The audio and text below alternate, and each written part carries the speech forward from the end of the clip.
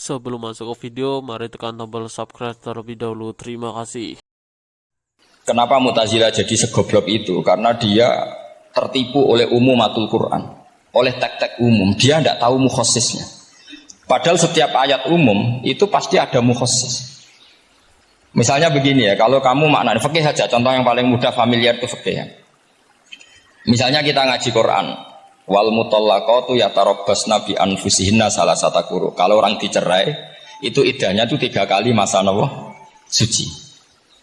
Apakah aturan iddah seperti ini hal hadhil iddah amatun likulli mutallaqatin am li mutallaqatin makhsusah?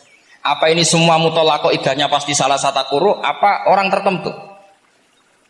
Ya enggak, asal dia mutallaqah pasti iddahnya salasata quru. Anda goblok, Anda salah besar. Kalau misalnya yang dicerai adalah orang hamil, iddahnya apa? Salasata quru apa watil hamli? Watil hamli. Kita butuh ayat lain, wa ulatul ahmali ajaluhunna ayyadna hamlahu. Sama seperti kita ngaji, walladzina yatawaffawna minkum wa yadharuna azwajan yatarabbasna bi anfusina arba'ata asyhurin wa asyra. Asal wanita ditinggal mati suaminya, maka iddahnya 4 bulan 10. Apa semuanya demikian? Enggak. Misalnya orang hamil iddahnya biwatil hamil. Artinya kalau Anda tertipu umumatil Quran, berarti Anda sama dengan menghukumi orang ditolak semua iddahnya salah satu guru. Sama misalnya orang sekarang dalil-dalil wa may yatawallahum minkum fa innahu minhum. Kalau berkawan orang kafir, maka dia menjadi kafir. Itu kan fatal. Semua nabi berkawan orang kafir. Karena dakwahnya memang sama orang kafir. Lo coba, andai kan sampean hafal Quran, itu sama teori itu tuh mungkin menyedihkan. Coba istilahnya Quran. Wadhkur akho'at wa ila adin akhawum huda wa ila thamuda akhawum. Nah, terus semua umatnya yang kafir disebut akhawum. Akhaw itu artinya apa? Saudara. Mereka yang berkawan sama orang kafir. Makanya butuh analisis fikih untuk maknani wa may yatawallahu minkum fa innahu. Setelah dianalisis fikih, ternyata semua nabi diistilahkan wa ila madyan akhahum syuaiba wa ila adin akhahum huda. Akhaw itu artinya apa? Saudara. Kalau sama tanya, lalu logikanya gimana? Kata kitab-kitab kan wa in kana dasarin fajanibhu suratan. Kalau ada teman buruk, jauhi. Kalau teman baik, temani. Kalau cara usul fikih gampang. Kancanan maling dosa, wong kok kancane maling. Tapi nak dakwai maling. Apik kan? Aku orang ngancani kok dakwai dan dani. Selesai kan? Ngancani maling elek, nak dakwai maling. Apik. Demenan rondo elek, nak didik apik kan itu seperti itu. Nah, ini penting kalau aturaken. Nah di sini ini makanya NU itu punya sejarah panjang, banyak wali-wali yang jadab, yang coro zahir itu kancanan wong fasik-fasik. Orang syariat bingung, ini wali kok berteman orang fasik. Ya kalau kamu bahasakan teman ya masalah, kalau kamu bahasakan ini binaan. Enggak, sama jawab saja. Kalau dibahasakan teman masalah enggak masalah kan, tapi kalau dibahasakan itu binaan. Selesai kan? Sama, Nabi berkawan orang kafir itu enggak karena berkawan, itu binaan Nabi. Memang Nabi itu jadi Nabi, objeknya adalah mengislamkan orang kafir. Ya berlama-lama Nabi dialek dengan mereka, muasarah sama mereka. Bahkan Nabi diharuskan bersikap baik sama mereka. Itu yang disebut fabima rahmatim minallahi lintalahum walau kunta faddan ghalidhal qalbi lan faddu minhum. Tapi sekarang itu orang sudah tidak pakai ilmu. Orang-orang radikalisme itu enggak pakai usul fikih. Pokoknya kalau ada ayat terjemahnya gini ya sudah itu jadi madhab. Akhirnya kecelakaan seperti ini. Pokoknya kalau ada ayat faqtulul musyrikina haitsu wajadtumuhum wa khuduhum wahsuruhum wa'udu lahum kullu masuk. Sudah apalnya ayat itu saja. Dia tidak mau ngapalkan misalnya qatilul ladzina yuqatilunakum. Ada ayat lagi wa akhrijuhum yamin haitsu akhrajukum. Sehingga ulama kita membagi kafir itu ada harbi, kita musuhi, ada zimmi, ada muahad, ada musta'man. Itu ulama karena tahu tidak semua orang kafir itu harbi, tidak semuanya zimmi, tidak semuanya muahad, tidak semuanya musta'man. Kalau harbi oke, kita perang, kalau zimmi ya kita bina. Kalau muahad ya sesuai perjanjian kita, kompensasinya apa, MOU-nya kayak apa. Tapi apalnya mereka ayat satu tema. Nah celakanya kita yang ngaji di pondok-pondok yang katanya spesialis ingin alim tafsir, apalnya ya satu ayat juga. Wah itu kan satu ayat versus satu ayat. Itu ngeri. Makanya kalau sama tanya saya, ini katanya di acara ini sama tanya, gimana caranya jadi ahli tafsir? Saya jawab gampang. Katanya itu hafal Quran, hafal hadis, terus hafal ulumul Quran. Ya misalnya Nadoman ya Faidul Khobir lah. Kalau kitab Nasar ya minimal itu setengah lanya itkon lah. Kalau nggak lanya-lanya amat ya agak lanya. Karena kitab tafsir itu gampang.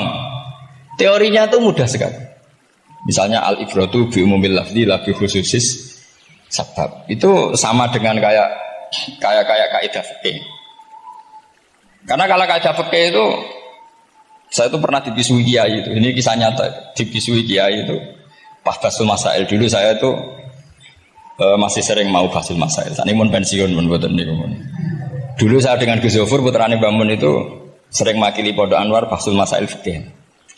Tapi tidak tahu ceritanya Gus Zofur jadi dokter tafsir, saya juga kok ya tahu-tahu menekuni tafsir.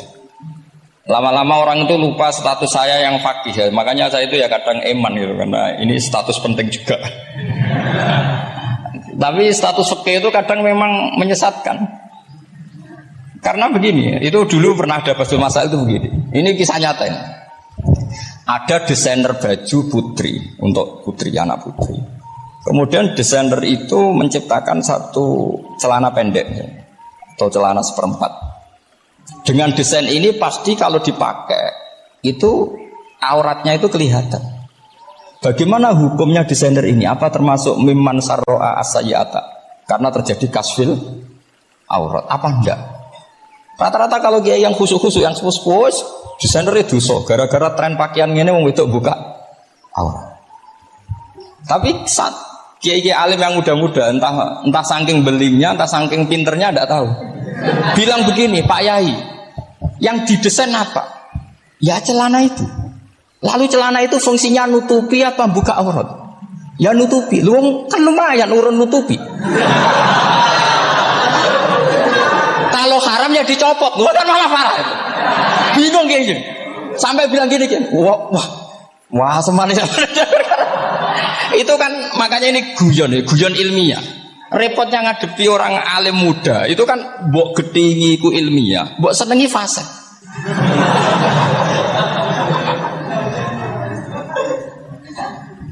Ketika dia yang khusyuk tadi tak tanya, kalau desainer katok seprapat, paham gitu? Dia coba yang celana dalam terlalu vulgar gitu, paham gitu? Nggak rok saja lah, rok mini misalnya rok selutut. Saman jangan ngeres ya, yang rok selutut misalnya. Rok selutut itu desainernya kena hukum haram enggak? Saman jawab saja. Oh haram dari kayak sepuh karena dengan desain itu misalnya lututnya kelihatan. Tapi pertanyaannya kayak muda saya masih ingat betul, saya tanya. Lalu fungsi pakaian itu apa Pak Yai? Fungsi itu kan tetap nutupi sebagian awal. Kalau Anda haramkan, barang haram itu harus dihilangkan. Nah, itu. Sampai dia itu setelah acara itu manggil saya. Gus, kalau ngakoni jenengan alim tapi ku cek podo repote. Podo repote ku nak dalam itu kan terus itu ada perumusan di redaksi keputusan yang dijual itu yang masail fikihnya kan terus diputuskan dibukukan. Kalau redaksinya halal terus nanti orang pakai rok semua. Dan saya balik bantah, kalau redaksinya haram, orang nggak pakai rok lah. Akhirnya itu apa? Kebijakannya lucu. Buak weh Gus, pertanyaan itu buak sak jawabannya oke. Jadi kita debat tidak jadi. Ini cerita ilmiah. Makanya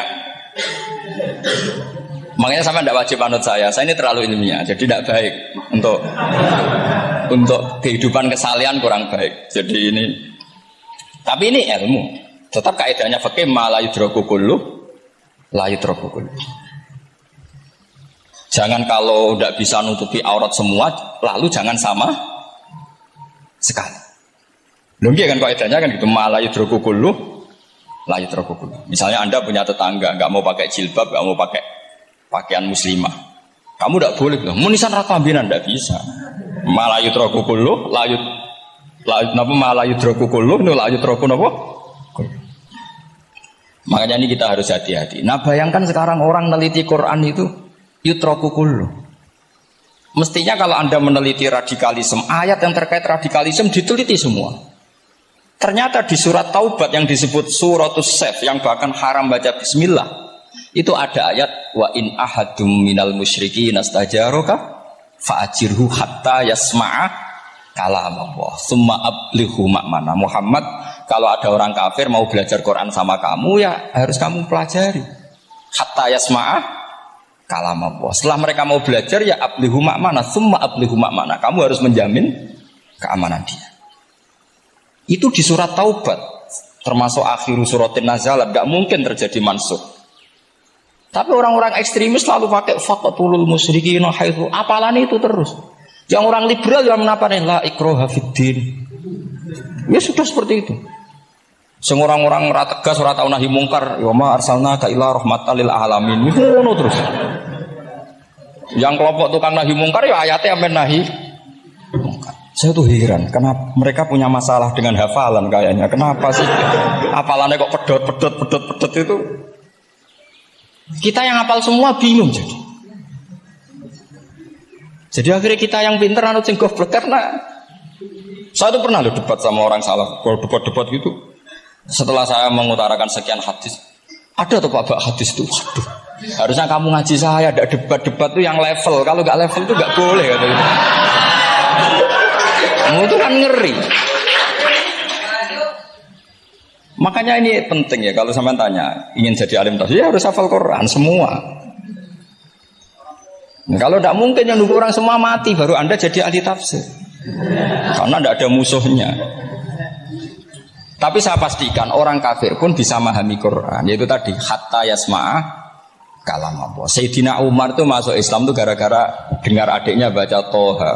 Ma anzalna alikal Qur'ana litashqa illa tadhkiratal liman yakhsha tanzilam mimman khalaqal arda was samawati ula ar-rahmanu 'alal arsis tawa. Itu dia ma huwa bikalamil basar. Tidak mungkin seperti ini karangan manusia, itu tidak mungkin. Akhirnya dia Islam. Banyak orang Islam karena diperdengarkan Quran. Karena memang notnya sudah unik, makna kualitasnya juga sudah unik.